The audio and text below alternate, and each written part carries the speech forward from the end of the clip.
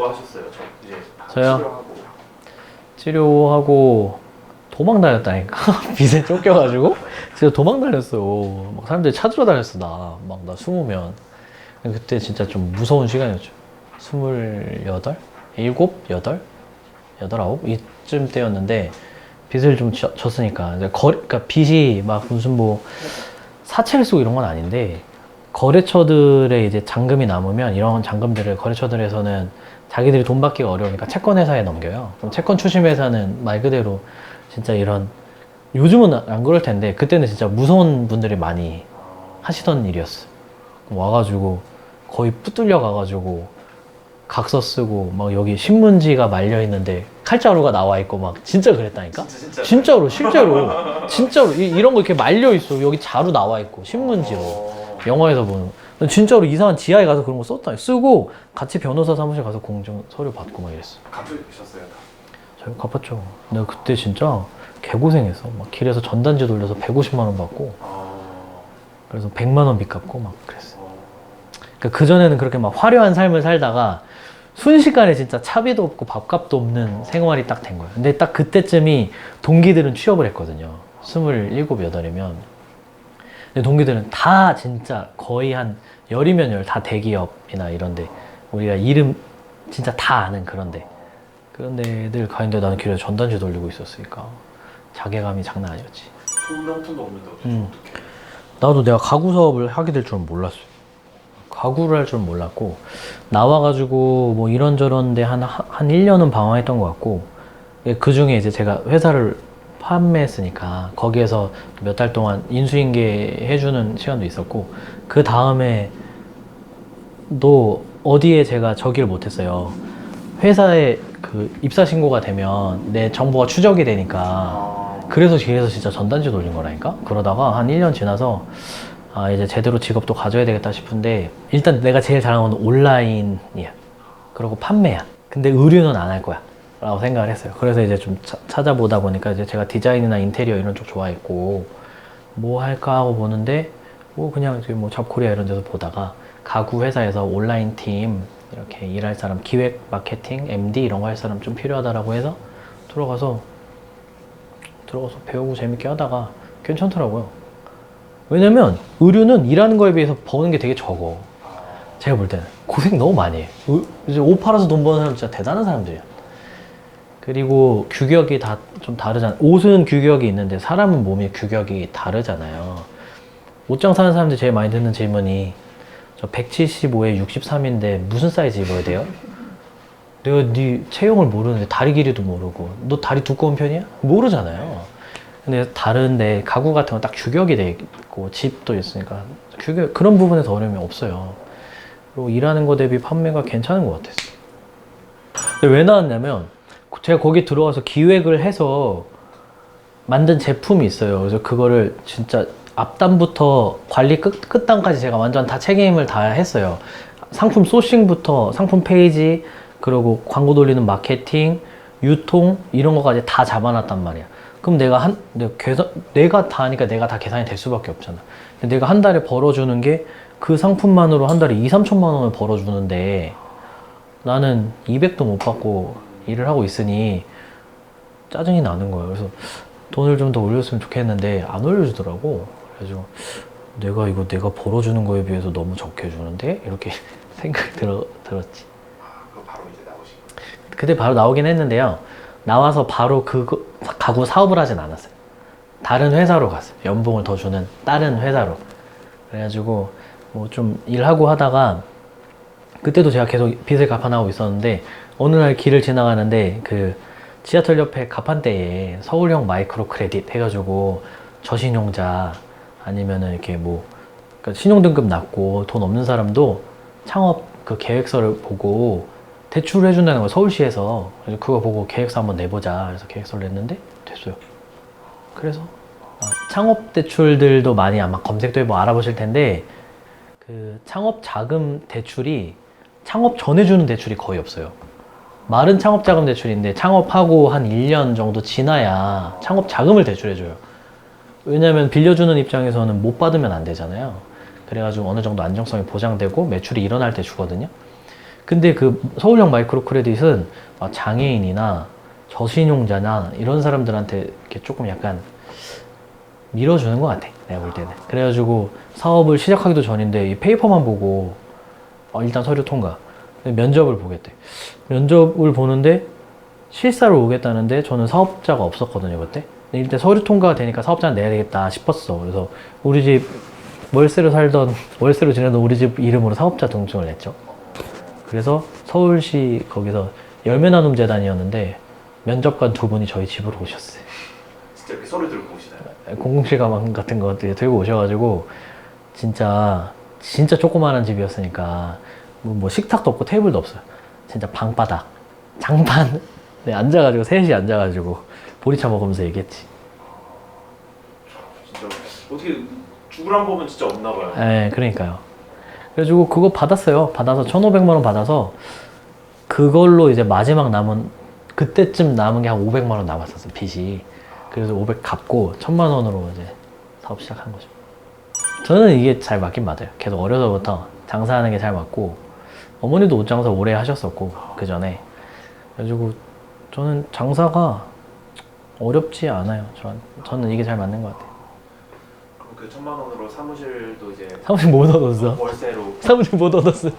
사무실 못 얻고 그때 어떻게 했냐면 노트북 하나 중고 노트북 하나 사가지고요 한 4,50만 원 줬던 것 같아요. 삼성 노트북 중고 사가지고 스타벅스에 매일 아침에 출근을 해요. 매일 아침 스타벅스를 가. 2층 그 장안평역에 있는 스타벅스 2층에 가가지고 아침 9시부터 한 6시까지 있는 거예요. 거기서 일했어. 노트북으로 일했어. 처음에는 커피 스타벅스에서 사 먹었는데 나중에 스타벅스 사 먹을 돈이 없더라고. 텀블러는 스타벅스인데 카누 가져가가지고 점심 때 노트북 놔두고 편의점을 가요. 편의점에서 편의점 도시락 먹고 카누 내가 가져왔잖아. 텀블러에 카누 넣고 편의점에 뜨거운 물 있잖아. 라면 받는 거 뜨거운 물 받아서 스타벅스 가서 먹는 거야. 아, 결제는 안 하고. 결제 안 하고. 좀 미안하긴 한데 텀블러만 스타벅스지. 사람들 볼 때 안 민망하려고. 근데 좀 돌면서 했어요. 좀 민망해서 장안평도 한번 가고 다른 동네도 한번 가고. 처음 마음가짐이랑 두 번째 마음가짐이랑 좀 달라요. 완전 다르죠. 완전 다르죠. 처음 할 때는 내가 좋아하는 일로 하고 싶었어요. 의류를 되게 좋아했어요. 그때는 우리 요즘 이야기하는 덕업일체 같은 느낌이었어요. 그래서 내가 좋아하는 걸로 돈 벌면 행복하겠지 이거였어요. 근데 되게 힘들고 피곤해지더라고. 그럼 좋은 것도 좋은 게 아닌 게 되더라고. 나중엔 옷 쳐다보기도 싫고 보기도 싫었어요. 나중에는. 그래서 그랬는데 두 번째는 제가 뭐 가구가 좋아서 했다라기보다 내가 아주 철저하게 망해봤기 때문에 어떻게 하면 안 망하지? 이거에 대한 연구를 진짜 많이 했어. 그래서 처음엔 저도 막 사람들 이야기 많이 해주는 게 뭐냐면 아이템을 보고 창업하지 말고 시스템을 먼저 만들어라. 그때는 어릴 때 몰랐고 나중에는 어떻게 하면 안 망하지? 이거에 대해서 제일 고민을 많이 했어서 안 망하는 구조를 만들었었어요. 보통 사업이라는 사이클 보면 처음에 초기 자본이 많이 들어가요. 왜 초기 자본 많이 들어가냐면 제조업이라든지 이런 매장을 구하거나 이러면 묶이는 돈이 많고 제조라는 건 뭐든지 조금씩 제조가 안 돼요. 많이 해야 되잖아요. 많이 해야 싸요 또. 근데 그래서 초기에 비용이 많이 들어가고 이게 있으면 재고 비용이 많이 들어가요. 제가 의류할 때도 재고 때문에 제가 당해봤거든요. 재고가 1, 2억 막 이렇게 금방 돼요. 그래서 제작하지 말고 재고 없이 하자. 그리고 배송을 일일이 다 쌌거든요. 하루에 몇백 개씩. 인력도 많이 들어가고 재고하는 것도 그러니까 배송하는 것도 힘들어요. 그리고 이걸 안 할 수 없을까 했는데 그때 했던 게 이제 가구가 저는 책장 팔았거든요. 책장을 제가 매입할 필요가 없어요. 내가 사서 보내는 게 아니에요. 나는 온라인에 이미지로 팔고 판매된 소스를 넘기면 거기서 배송도 거기서 가요. 그러니까 매입도 안 하니까 재고도 필요 없고 초기 자본도 필요 없어. 나는 판매된 만큼만 발주하면 돼. 대신 마진은 적어요. 안 망하는 거지. 못 팔면 그냥 적게 버는 거고 많이 팔면 조금 더 버는 건데 망하지는 않아. 비용도 없어. 사무실도 없고 직원도 없고 그냥 나 혼자 노트북만 갖고 다니니까. 그렇게 장사 한 1년 하고 결혼했어요. 네. 1년 하니까 조금 괜찮아지셨나요? 네, 한 2, 300 정도 벌었어요. 근데 저는 되게 편했거든요. 크게 어려움 없이 2, 300 버는 느낌이어서 아 진짜? 제가 봤을 때는 엄청 노력하시고 엄청 열심히. 아, 이렇게- 그게 초기에 셋업이 좀 어려운데 나중에는 계속 뭘 할 필요가 없어요. 어, 꽤 괜찮은 가끔 그때로 돌아가고 싶다니까. 가벼워요. 그 사업이 되게 가벼워요. 그건. 지금은 되게 무겁잖아, 우리는. 아빠 보이시고. 규모도 너무 커져. 저의 깜냥을 넘어서서 너무 무거워진 것 같은데 그때는 되게 가벼웠어요. 어쨌든 2, 300에서 멈추면 안 되잖아요. 더 벌어야 더 되니까. 버셔야 되고 더 버셔야 되는데 근데 어떤 노력을 좀 그러다가 이 모양이 된 건데 그 인테리어 하는 친구가 있어요. 고한옥이라고. 그 친구가 이제 인테리어 업을 하니까 그 회사에 속해 있었는데 회사에서 회사 카페를 만든다고 그 카페 가구를 좀 저보고 해보라는 거예요. 나는 거의 뭐 단일 품목으로 책장하고 책상 이런 거 팔면서 그냥 편안하게 했었는데 카페 가구, 상업용 가구를 하라는 거예요. 나 그거 할 줄 모르는데? 그랬는데 하라는 거예요. 자기가 업체로 선정을 할 수가 있으니까 선정 권한이 있으니까 카페를 몇 군데를 할 수 있으니까 하라는 거예요. 그리고 진짜 아무것도 모르는데 을지로 가가지고 아무 가게나 가서 제가 가구 구매자인 척 했어요. 아, 저 카페를 하려고 하는데 어떻게 해야 돼요? 그러면 이제 거기서 이제 가구점들에서 상담을 해줘요. 그리고 이제 책자도 보여주고 거기에 제품이 다 있지가 않으니까. 그럼 저는 이제 그 책자를 봐뒀다가 집에 가서 전화하는 거지. 저 여기 어디 가구인데 저도 물건 달라고. 이렇게 해서 거래처를 하나씩 늘려나갔어요. 그렇게 하다가 이제 지금 이제 있는 수십 개, 3, 40개 되는 거래처를 하나씩 다 그런 식으로 뚫어냈고, 진짜 을지로랑 논현동이랑 이런데 매장 엄청 돌아다녔어요. 그래가지고 아, 어떻게 상담하는구나, 어떻게 손님 접대하는구나 이런 거를 봐서 이렇게 이제 제품도 이렇게 코디네이팅 해주는구나 이래가지고 나중에는 그거를 사이트로 다시 했죠. 그러니까 나중에 보니까 제가 쇼핑몰을 했잖아요. 쇼핑몰 하면 되더라고. 내가 그동안 내가 수년간 5, 6년 동안 했던 거를 굳이 그걸 버릴 필요가 없으니까 내가 잘하는 건 그거니까 이걸 해야 되겠다 싶어서 가구 쇼핑몰이 된 거죠.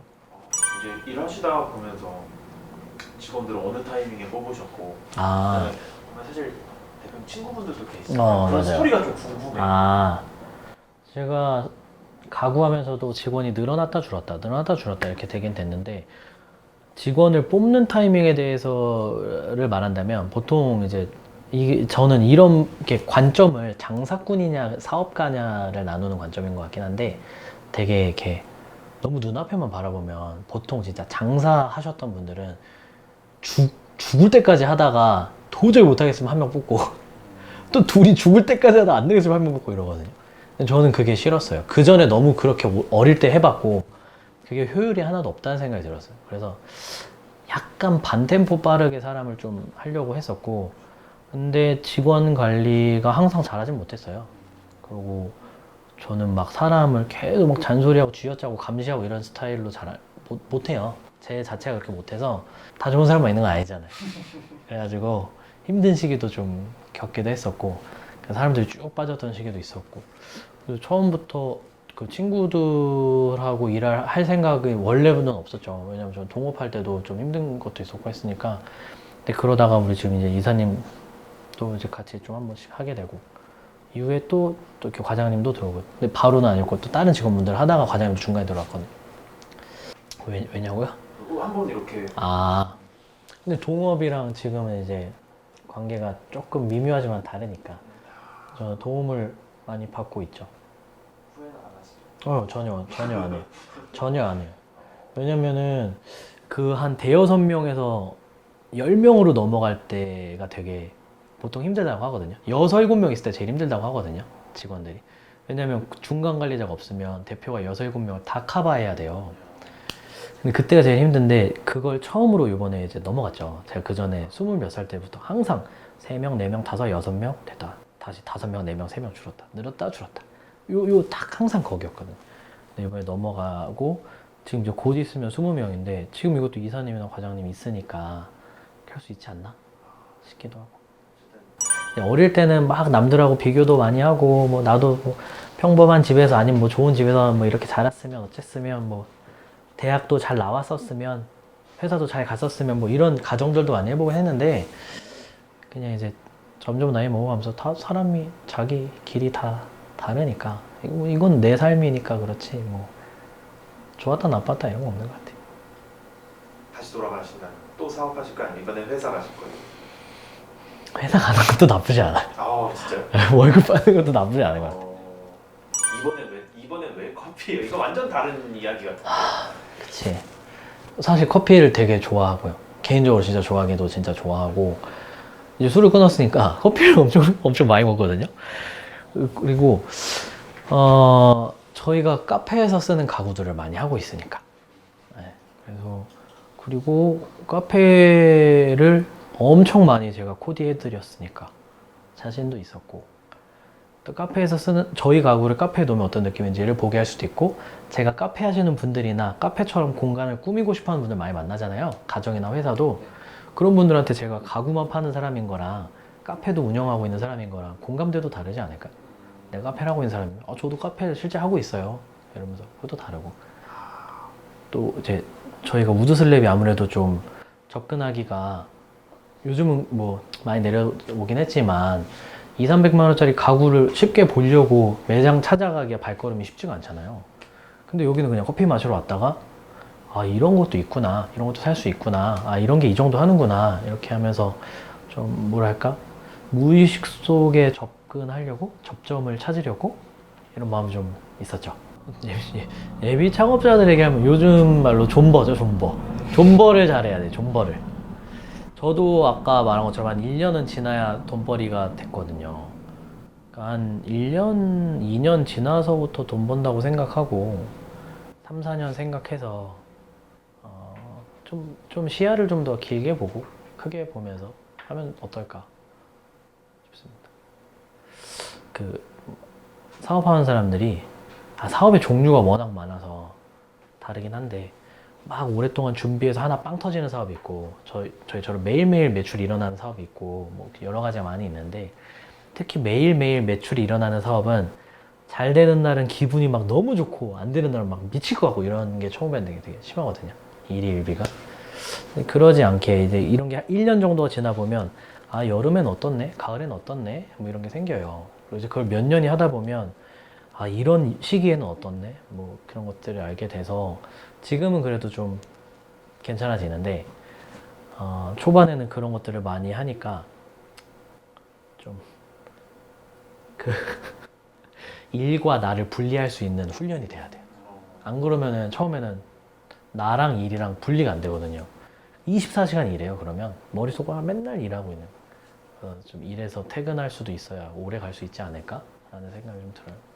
저도 수년간 해왔던 사업에 대한 이야기들 그냥 허심탄회하게 이야기할 수 있는 시간들이었고요. 앞으로도 사실 할 말들은 더 많이 있을 것 같아요. 그래서 꾸준히 오늘 나눴던 이야기들에 대해서 자세하게 이야기할 수 있는 부분들은 좀 더 이야기해 볼 수 있도록 하려고 해요. 그래서 사업을 준비하는 분들, 또 아니면 지금 이제 초기 하는 분들, 또 어느 정도 해와서 지금 또 뭐 다른 새로운 신규 사업을 생각하거나 아니면 사업의 규모를 축소하거나 여러 가지 그 시기와 시점마다 선택과 갈등 속에 있는 많은 분들이 많이 있을 것 같긴 한데, 저도 여전히 같이 고민을 좀 하고 있는 사람이고, 같이 고민하고 같이 공부하고 같이 그런 생각들도 공유하고 이렇게 할 수 있으면 좋겠다는 생각이 들어요. 저희가 가구에 대해서 이야기하는 채널이긴 하지만 사업을 또 오래 해왔고 사업에 대해서 생각을 하고 있는 사람이라서 여러 가지 부분에서 같이 소통할 수 있으면 좋겠다는 생각이 듭니다. 더 궁금하신 사항들 있으면 댓글로도 좀 남겨주시고요. 또 도움이 됐다, 아니면 이런 부분은 좋았다, 이런 것들도 함께 댓글로 편안하게 소통해 주셨으면 좋겠습니다. 구독과 좋아요는 항상 매 영상마다 구걸하는데 아직도 안 하고 보는 사람이 있을 거예요. 그죠? 엄청 많죠. 엄청 많아요. 구독 안 하고 보고 계신 분들 계시죠? 여기까지 왔으면 구독 한번 해줘요. 지금 이 정도 본 분 대단한 분이야. 그래서 구독 한번 해주시고요. 좋아요와 댓글도 큰 힘이 됩니다. 감사합니다.